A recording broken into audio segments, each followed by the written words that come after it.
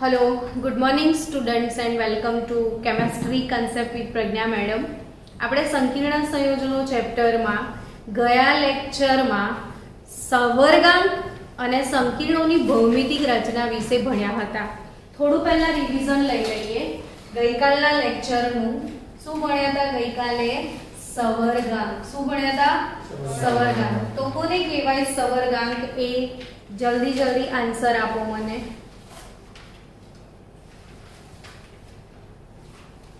સવર્ગાંક કોને કહેવાય?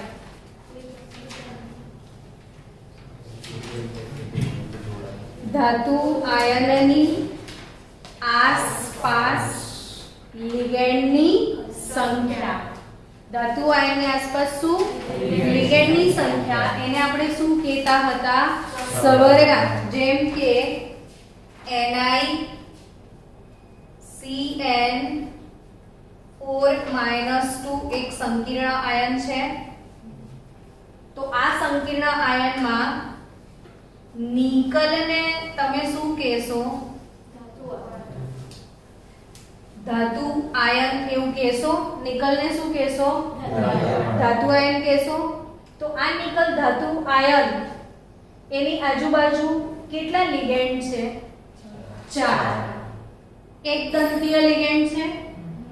Video number 2, 3, 4 જેમાં આપણે ભણી ચૂક્યા છીએ લિગેન્ડનું વર્ગીકરણ. તો લિગેન્ડના વર્ગીકરણમાં તમે ભણ્યા છો એક દંતીય લિગેન્ડ. કોને કહીએ છીએ આપણે એક દંતીય લિગેન્ડ? કે જે લિગેન્ડમાં જેમ કે એમોનિયા લિગેન્ડ છે તો નાઇટ્રોજન પર અબંધકારક ઇલેક્ટ્રોન યુગ્મ છે. તો આ નાઇટ્રોજન એક ઇલેક્ટ્રોન યુગ્મનું દાન ધાતુ આયનને કરશે ને. આ એમોનિયા છે. એમોનિયામાં નાઇટ્રોજન પર શું છે?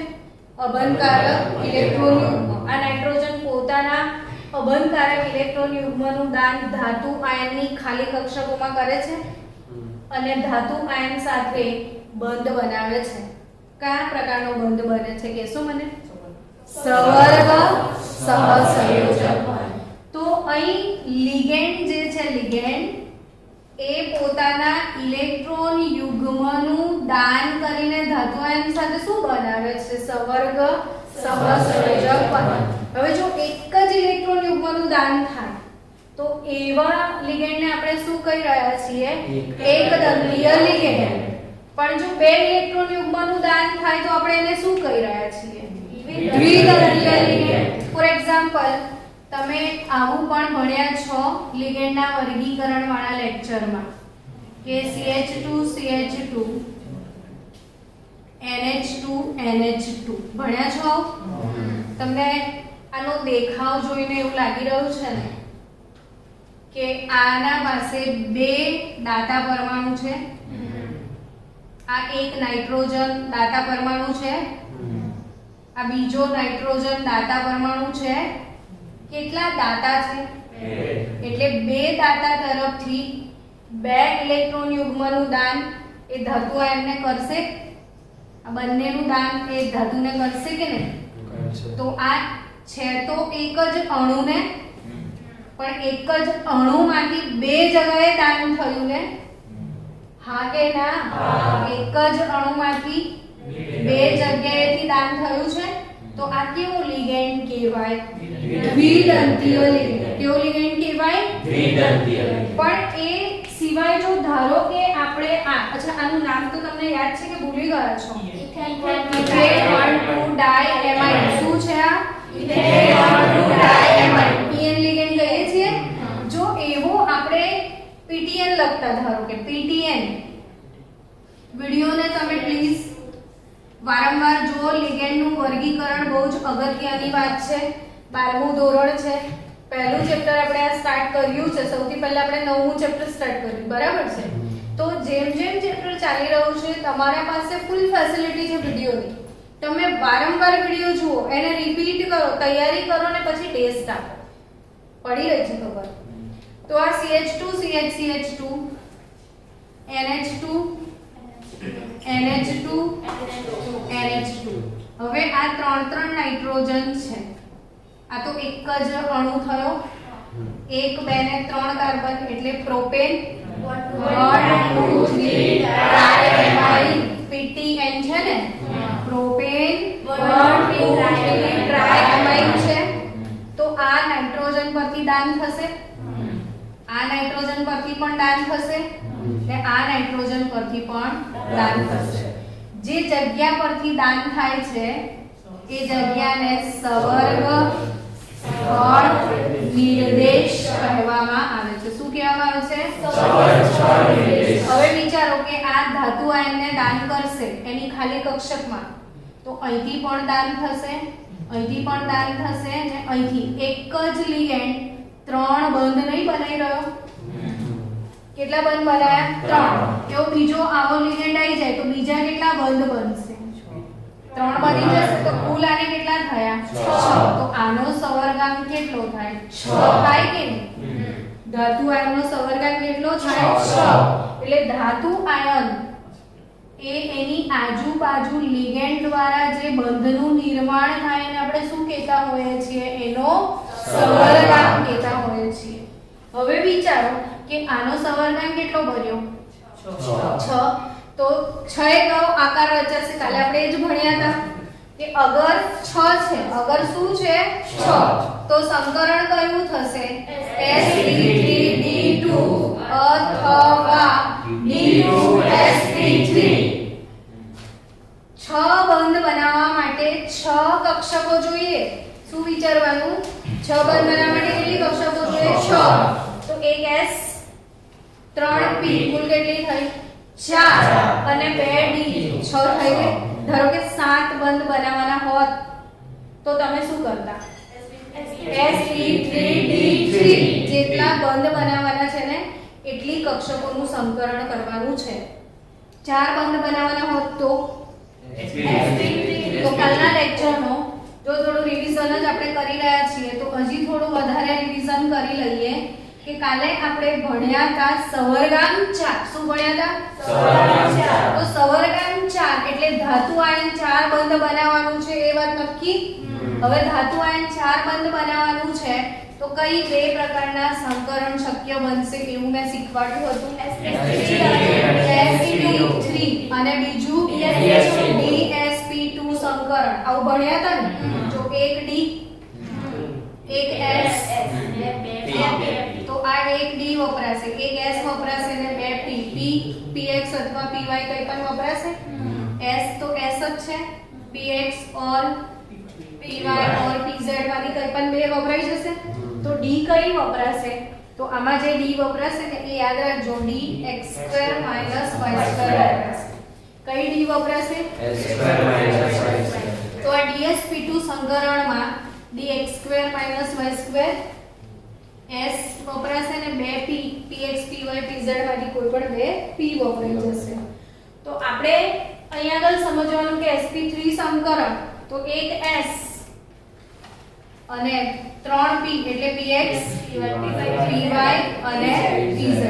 હવે sp3 એટલે કુલ 4 કક્ષકો અવેલેબલ થશે અને dsp2 થાય તો પણ 4 કક્ષકો અવેલેબલ થાય. તો સવર્ગાંક 4 હોય તો બે પ્રકારના સંકરણ શક્ય બને, કાં તો sp3 બને કાં તો dsp2 થશે. સમજી રહ્યા છો? પણ બંનેમાં આકાર અલગ અલગ હશે એવું ભણાયેલું કે sp3 સંકરણ થાય તો સમચતુષ્ફલકીય આકાર અને dsp2 સંકરણ થાય તો સમતલીય સમચોરસ આકાર. એવું જ બીજું મેં શું શીખવાડ્યું હતું તમને? સવર્ગાંક 6. સવર્ગાંક 6 હોય તો સંકરણ કયા શક્ય બને? sp3d2 અથવા d2sp3. તો sp3d2 અથવા d2sp3 સંકરણ થાય તો આ બંને સંકરણ તમારા શક્ય થયા હોય, સવર્ગાંક 6 હોય, બંને સંકરણ શક્ય થયા હોય તો આકાર કયો રચાશે? અષ્ટફલકીય. ને કાલે ડિટેલમાં આપણે અષ્ટફલકીય આકાર વિશે પણ ભણ્યા હતા કે અષ્ટફલકીય આકાર કેવો હોય. સમજણ પડી રહી છે તમને લોકોને? તો અષ્ટફલકીય આકાર સવર્ગાંક 6 પર હોય તો આપણે આજે એ જ ગઈકાલના લેક્ચરને થોડો રિપીટ કરીએ અને લેક્ચર 1 2 3 4 માં જે ભણ્યા છે એનું પણ થોડુંક આજે આપણે રિવિઝન કરી લઈએ. તો રિવિઝન લેક્ચર રાખીએ આજે આપણે. હવે અહીંયા મેં શું લખી રાખ્યું છે જુઓ, સવર્ગ બહુફલકીય. શું લખ્યું છે? સવર્ગ બહુફલકીય. હવે એટલે શું? તો કે એક કેન્દ્રીય લિગેન્ડ હોય અથવા શું બહુ કેન્દ્રીય લિગેન્ડ હોય. એટલે પાછો તમારે પ્રશ્ન ઉદ્ભવ્યો હશે કે મેડમ આ એક કેન્દ્રીય લિગેન્ડ એટલે શું? સોરી, એક કેન્દ્રીય સંકીર્ણ અથવા બહુ કેન્દ્રીય સંકીર્ણ એટલે શું? તો ધારો કે એક કેન્દ્રીય સંકીર્ણ KMnO4 છે. હવે આ સંકીર્ણ છે KMnO4, બરાબર? તો આમાં જે મેંગેનીઝ ધાતુ આયન છે એ મેંગેનીઝ ધાતુ આયન એની આજુબાજુ આવી રીતે 4 ઓક્સિજન લિગેન્ડ હશે. કેટલા ઓક્સિજન લિગેન્ડ હશે? 4 ઓક્સિજન લિગેન્ડ હશે કે નહીં? સમજી રહ્યા છો? તો આ ચારે 4 ઓક્સિજન લિગેન્ડ માટે કેન્દ્ર કોણ? એક જ કેન્દ્ર છે. ચારે 4 લિગેન્ડ માટે એક જ કેન્દ્ર છે ને. આવા સંકીર્ણને શું કહેવાય? એક કેન્દ્રીય સંકીર્ણ સંયોજન. ચારે 4 લિગેન્ડ માટે એક કોમન કેન્દ્ર છે. પણ જો આના બદલે બીજું સંકીર્ણ હોત K2 Cr2 O7, I think સમજી ગયા તમે. એ 7 ઓક્સો લિગેન્ડ છે ને 7 ઓક્સો લિગેન્ડ ને બે કેન્દ્રમાં વહેંચવાનું છે. Cr આવી રીતે જે પણ એની ગોઠવણી હશે, બરાબર છે? અને વચ્ચે આવી રીતે એક બ્રિજ બી બનતો હશે. તો ઇન શોર્ટ આ 7 લિગેન્ડ એને કેટલા કેન્દ્રની અસર હેઠળ વહેંચવું પડે? બે કેન્દ્ર. સમજી રહ્યા છો? એટલે આ બહુ કેન્દ્રીય સંકીર્ણ સંયોજન કહેવાય અને આ એક કેન્દ્રીય સંકીર્ણ સંયોજન કહેવાય કે જેમાં એક જ સેન્ટર છે, એક જ ધાતુ આયન હોય તો એક કેન્દ્રીય, એકથી વધારે ધાતુ આયન હોય તો બહુ કેન્દ્રીય. તો આવા જે બી સંકીર્ણ સંયોજનો હોય, એક કેન્દ્રીય હોય કે બહુ કેન્દ્રીય હોય, એમાં ધાતુ આયન સાથે જોડાયેલા શું લિગેન્ડ. એની કેવી ગોઠવણી? એક સ્પેસિફિક દિશામાં જ હોય છે, સદિશ ગોઠવણી છે. અને એ ગોઠવણીના આધારે સંકીર્ણ સંયોજનોના જુદા જુદા ભૌમિતિક આકારો રચાય છે, જેને શું કહેવામાં આવે છે? સવર્ગ બહુફલકીય. તો કેવા કેવા સવર્ગ બહુફલકીય છે જે ગયા લેક્ચરમાં ભણેલા, છતાં આ લેક્ચરમાં આપણે થોડું રિવિઝન કરી લઈએ. તો પહેલી સવર્ગ બહુફલકીય ગોઠવણી કઈ? તો કે સમચતુષ્ફલકીય. કેવો આકાર? સમચતુષ્ફલકીય. તમને આ ગોઠવણી, આ સવર્ગ બહુફલકીય દોરતા આવડે ખરું? સમચતુષ્ફલકીય કેવી રીતે દોરાય? તો કે NiCl4 -2 સંકીર્ણ છે, એ સમચતુષ્ફલકીય છે. બીજું સંકીર્ણ છે NiCO4, આ પણ કેવું છે? સમચતુષ્ફલકીય છે. તો એની સવર્ગ બહુફલકીય દોરતા આવડે? કેવી રીતે દોરીશું?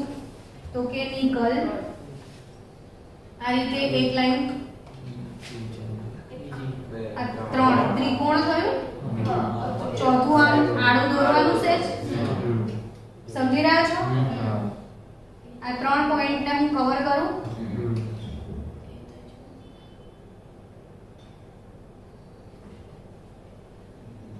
સમજી ગયા? પિરામિડ જેવું દેખાય છે લુક. આ ચોથો પોઈન્ટ ઉપર છે. આ ચોથાને કોના સાથે કનેક્ટ કરવાનું? બધા સાથે કનેક્ટ કરવાનું. તો આ જે રચાયો આકાર એ કયો આકાર છે? સમચતુષ્ફલકીય. દોરતાની આવડવું જોઈએ. ને આ બંધ કોણ કેટલા ડિગ્રીનો છે? 109 ડિગ્રી 30 મિનિટ. તો આ એનાઈ થયો. હવે આ નિકલને દાન મળવાનું છે ને. દાન કોને આપવાનું છે આપણે? આ લિગેન્ડ તરફથી. તો અહીંયા તમે Cl મૂકી શકો ને, અથવા CO પણ મૂકી શકો. તો આ Cl મૂકી દો તો આ -2 થઈ ગઈ સવર્ગ બહુફલકીય. કયો આકાર થયો? સમચતુષ્ફલકીય. તમારે જોડે જોડે દોરો જોઈએ કે નહીં? દોર્યો? ઉધાર રાખ્યું છે? ચલો તો સમચતુષ્ફલકીય પતી ગયું। ચલો બીજો આકાર બનાવીએ। સમચતુષ્ફલકીય એટલે કયું સમીકરણ? sp3 સમીકરણ। કયું સમીકરણ? ઓકે, બીજો આકાર છે સમતલીય સમચોરસ આકાર। કયો આકાર? સમતલીય સમચોરસ આકાર। NiCN4 -2 NiCN4 -2 NiCN4 -2 કયો આકાર? સમતલીય સમચોરસ। કેવી રીતે દોરવાનો? તો કે કશું નહીં, સમચોરસ દોરતા કોને નથી આવડતું એમ કહો મને। ચોરસ જ દોરવાનો છે, વચ્ચે શું? ni CN minus CN minus CN minus CN minus NiCN4 -2 આ બંધ કોણ કેટલા ડિગ્રીના હશે બોલો? 90 ડિગ્રીના। કયો આકાર થયો આ? સમતલીય સમચોરસ। તો આ સમતલીય સમચોરસ સવર્ગ બહુફલકીય। ત્રીજું કયો આકાર હોઈ શકે? તો કે સવર્ગાંક 6 હોય। કયું? સવર્ગાંક 6 હોય તો sp3d2 સંકરણ અથવા d2 sp3 સંકરણ। તો આકાર કયો મુકાશે? અષ્ટફલકીય। ને મને હવે વિશ્વાસ છે તમારા પર કે ઊંઘમાં અષ્ટફલક આવડતો હશે બનાવતા। આવડે છે? પાક્કું આવડી ગયું અષ્ટફલક? સમજી બી રહ્યા છો ને અષ્ટફલક એટલે 8 ફલક કયા કયા? ને જે લોકોને બાકી છે એ લોકો વિડિયો જોજો ગઈકાલનો, ફૂલ્લી અષ્ટફલકીય સમજણ પડશે હા તમને લોકોને। તો ચલો મેટલ અહીંયા લખવાનું બરાબર। પછી શું કરવાનું? આ 4 થયા, 4 + 2 ની સ્કીમ મૂકવાની। હવે આ જે 4 લોકેશન છે બરાબર, લિગેન્ડ લિગેન્ડ લિગેન્ડ। હવે એ ચારે ચારને કોના સાથે કનેક્ટ કરો?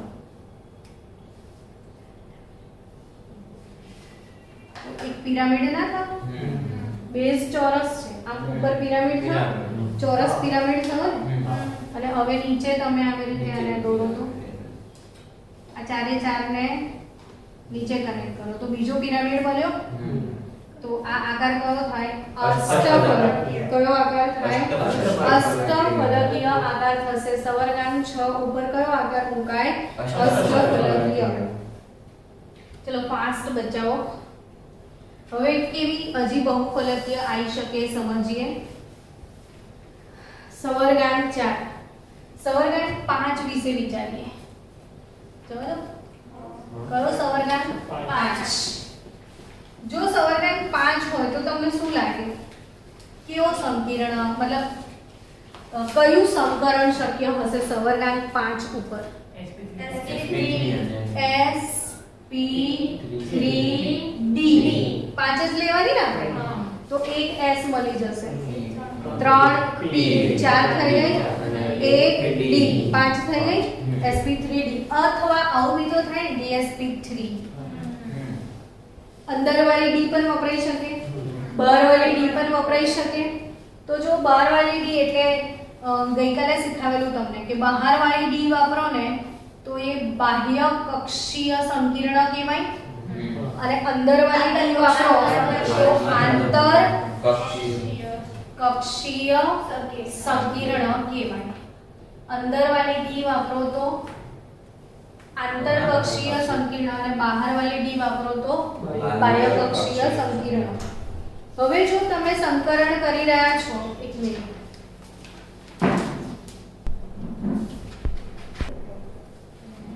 જો sp3d સંકરણ અને સવર્ગાંક કેટલો? 5। તો આ સવર્ગાંક માટે ને આ સંકરણ માટે ટોટલ 5 હોય ત્યારે મેં તમને શીખવાવેલું છે કઈ સ્કીમ વાપરો? 3+2। ભૂલી ગયા? રાસાયણિક બંધન ચેપ્ટરમાં આપણે VSEPR સિદ્ધાંતમાં આ તમામ સંકરણ અને તમામ આકારોની ચર્ચા કરેલી જ છે।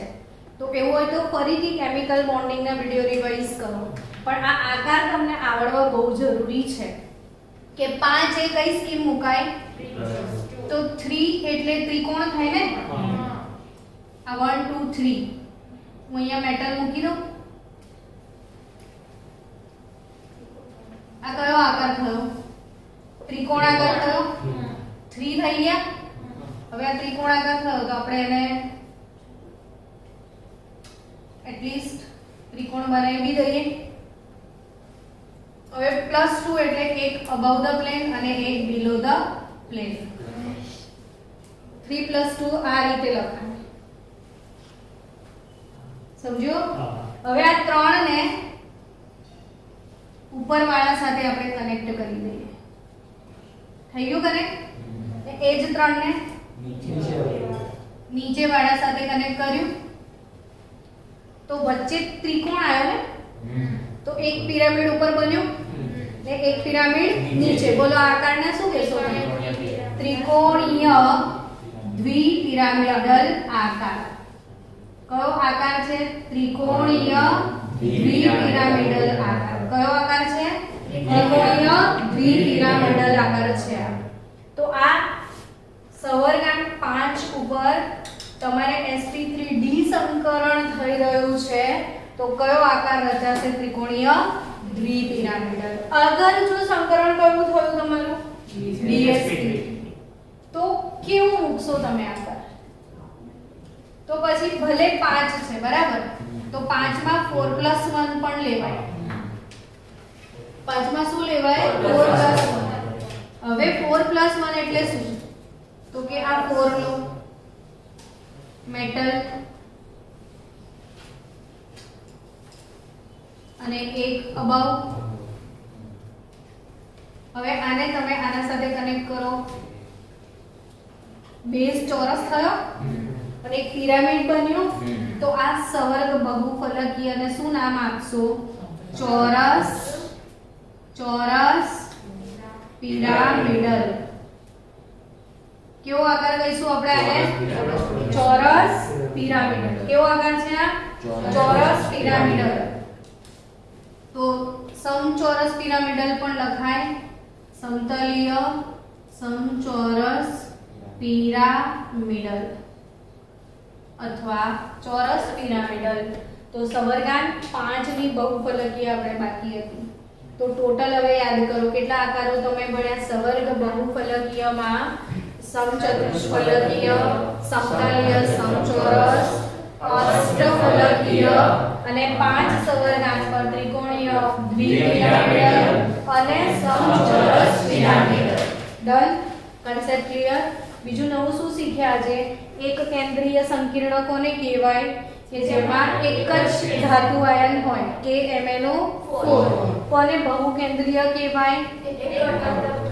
એક કરતા વધારે ધાતુ આયન હોય। ચલો બીજી પણ એક વાત સાથે સાથે મારે ભણાવવાની છે આજે કે આપણે લિગેન્ડ વિશે ભણ્યા છે, IUPAC નામકરણ વિશે પણ તમે ભણ્યા છો વિડિયોઝમાં। તો એના આધારે બે ટાઈપના સંકીર્ણ શક્ય બને। મિશ્ર લિગેન્ડ સંકીર્ણ,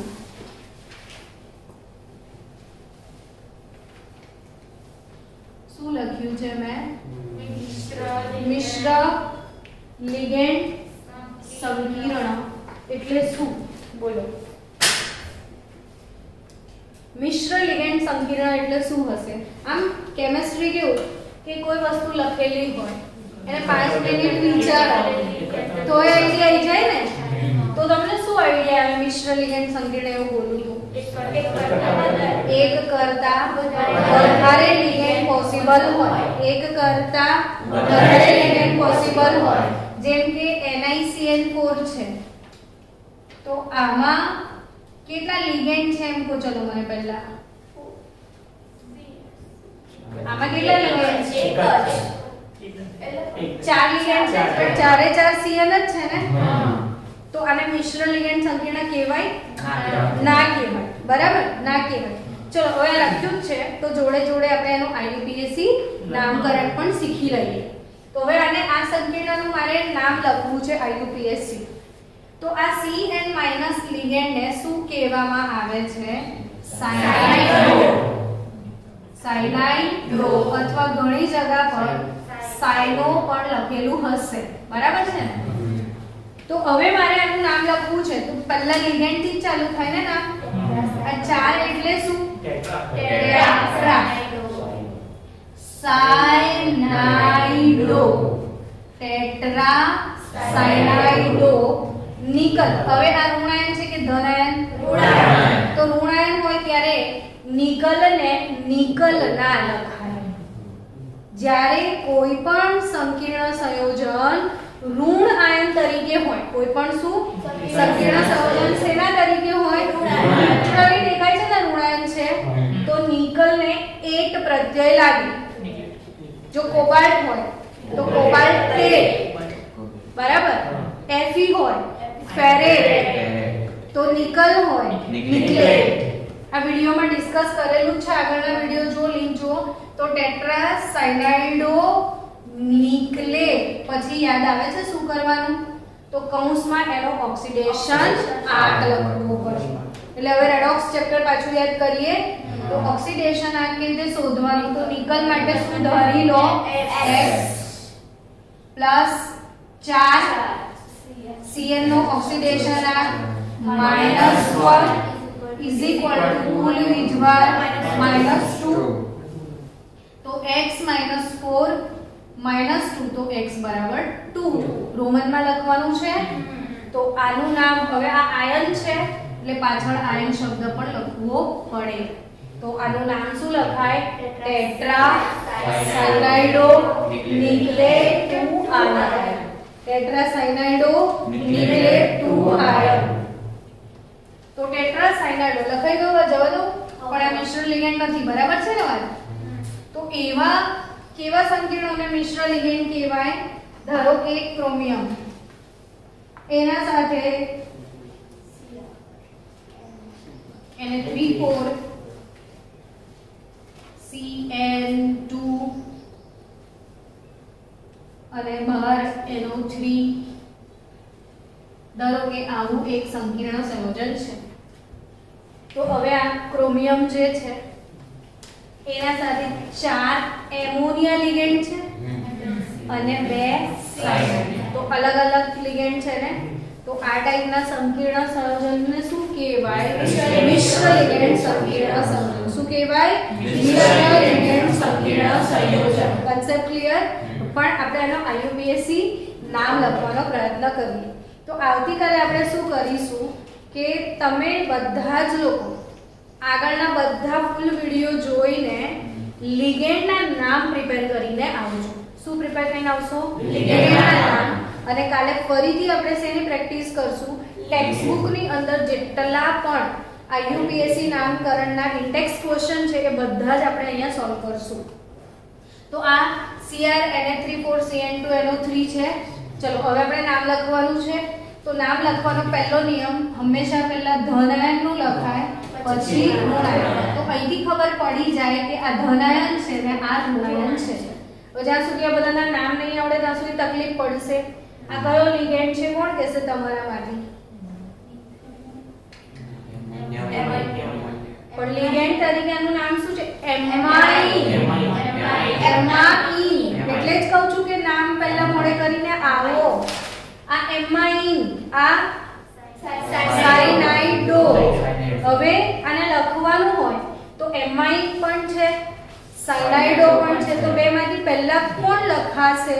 તો આલ્ફાબેટિકલ ઓર્ડર ફોલો કરવો પડે. તો એમાઇન A થી ચાલુ થાય, સાયનાઇડો C થી ચાલુ થાય.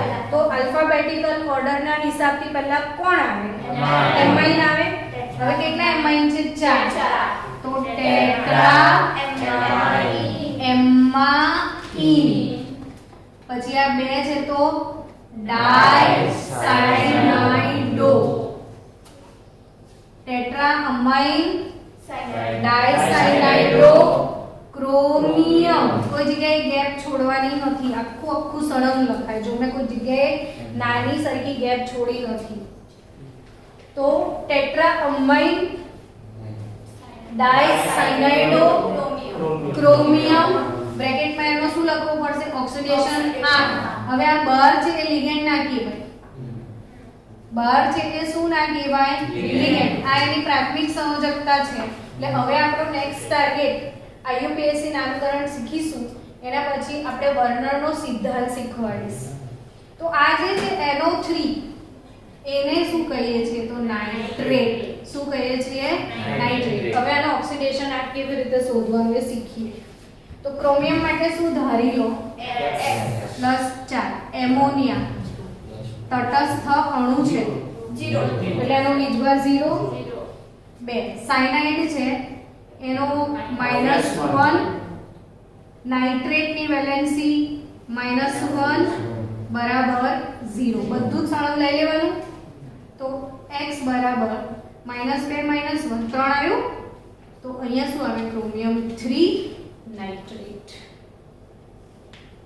સમજણ પડી જો ફરી એકવાર ટેટ્રા એમાઇન ડાય સાયનાઇડો ક્રોમિયમ 3 નાઇટ્રેટ કેવું સંકીર્ણ છે આ મિશ્ર લિગેન્ડ સંકીર્ણ ને કેમ મિશ્ર લિગેન્ડ કીધું છે તો કે એક કરતા વધારે લિગેન્ડ અહીંયા હાજર છે એટલા માટે ચલો મિશ્ર લિગેન્ડ સંકીર્ણ પછી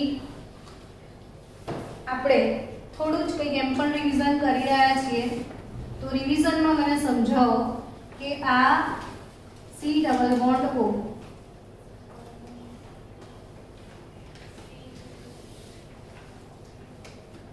આ કયો લિગેન્ડ છે ઓક્ઝેલેટ કયો લિગેન્ડ છે C2O4 -2 C2O4 -2 કયો લિગેન્ડ છે ઓક્ઝેલેટો લિગેન્ડ છે કયો લિગેન્ડ છે ઓક્ઝેલેટો અચ્છા કેટલા દંતીય હશે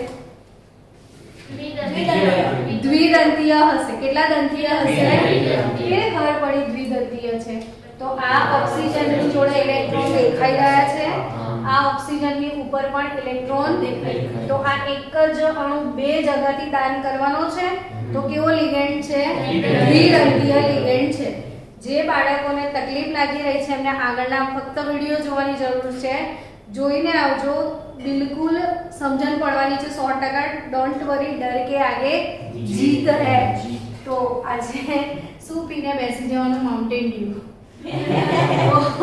C2O4 -2 શું લખ્યું છે આ C2O4 -2 હવે માની લો કે આ C2O4 -2 નું આપણે કોઈ સંકીર્ણ સંયોજન બનાવીએ અચ્છા આ જે લિગેન્ડ ને OX તરીકે પણ લખાય શોર્ટકટમાં કયો લિગેન્ડ છે આ ઓક્ઝેલેટો કયો લિગેન્ડ છે ઓક્ઝેલેટો ઓક્ઝેલેટો માટે OX -2 લખાશે હવે માની લો તમારી પાસે કોઈ સંકીર્ણ સંયોજન છે Cu OX twice -2 આવું કોઈ સંકીર્ણ સંયોજન છે તો આવું કોઈ સંકીર્ણ સંયોજન હોય તો આમાં Cu નો સવર્ગાંક શોધવાની વાત આવે છે Cu નો શું સવર્ગાંક તો કેવી રીતે સવર્ગાંક શોધવાનો ભાઈ જે નવા સ્ટુડન્ટ છે ધ્યાન આપજો કે સવર્ગાંક એટલે કોપર કેટલા બંધ બનાવવાનો છે તે હવે કયો લિગેન્ડ છે ઓક્ઝેલેટો કેટલા દંતીય છે દ્વિદંતીય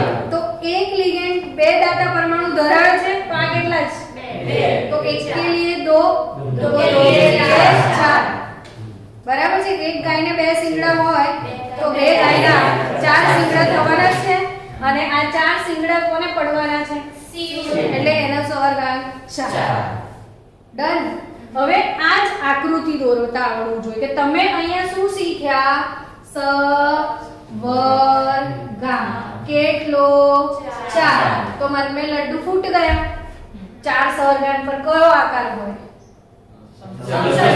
સમચતુષ્ફલકીય અથવા સમતલીય સમચોરસ તો ચલો આપણે એની આકૃતિ દોરતા શીખીએ તો આપણે સમચોરસ આકાર લઈએ ધારો કે તો આ ચારે આ ચોરસ આકાર મૂકી દીધો હા કે ના તો આ બંને વેલેન્સી ની વચ્ચે ઓક્ઝેલેટો આવી જશે ને આ બંનેની વચ્ચે પણ શું આવી જશે OX. હવે ખરેખર કઈ રીતે લખાય આખું ફૂલ લખવું હોય તો સમજો વાતને CU આ સવર્ગ બહુફલકીય છે ભણી રહ્યા છે ટોપિક એના અકોર્ડિંગ વાત કરી રહ્યા છીએ આપણે કે CU ચાર બાજુથી દાન થવાનું છે. હવે આમાં દાતા પરમાણુ કોણ છે એમ કહો મને ઓક્સિજન. તો બંને બાજુ પહેલા શું લખીશું સમજી ગયા O થી દાન થયું. હવે O ની બાજુમાં કોણ છે C. આ O ની બાજુમાં C વચ્ચે સંબંધ છે ડબલ બોન્ડ રેડિયો ઓક્સિલેટો. આ બાજુ O C ડબલ બોન્ડ જોડાઈ ગયું. હવે તમે એક વસ્તુ નોટિસ કરી કે આ સંકીર્ણ તો ચક્રીય બની ગયું થઈ ગયું. તો જ્યારે આ લિગેન્ડ ચક્રીય લિગેન્ડ કહી શકાય કેવું લિગેન્ડ કહી શકાય દ્વિદંતીય હોય ત્રિદંતીય હોય ષટદંતીય હોય આ બધા કેવા હોય ચક્રીય. અને જો ચક્રીય લિગેન્ડ હાજર હોય શું હાજર હોય ચક્રીય લિગેન્ડ તો સંકીર્ણ સંયોજન ચક્રીય બને અને એવા સંકીર્ણ સંયોજનોને ચિલેટ અથવા કિલેટ કહેવામાં આવે છે. શું કહેવામાં આવે છે ચિલેટ અથવા કિલેટ. તો ડન પૂરેપૂરું બધું. તો આવતીકાલે તમે શું કરીને આવવાના વિડિયો રિવાઇઝ કરીને આવશો એટલે કાલથી IUPAC ના અને પછી એની રચનાઓ ચાલુ થઈ જાય.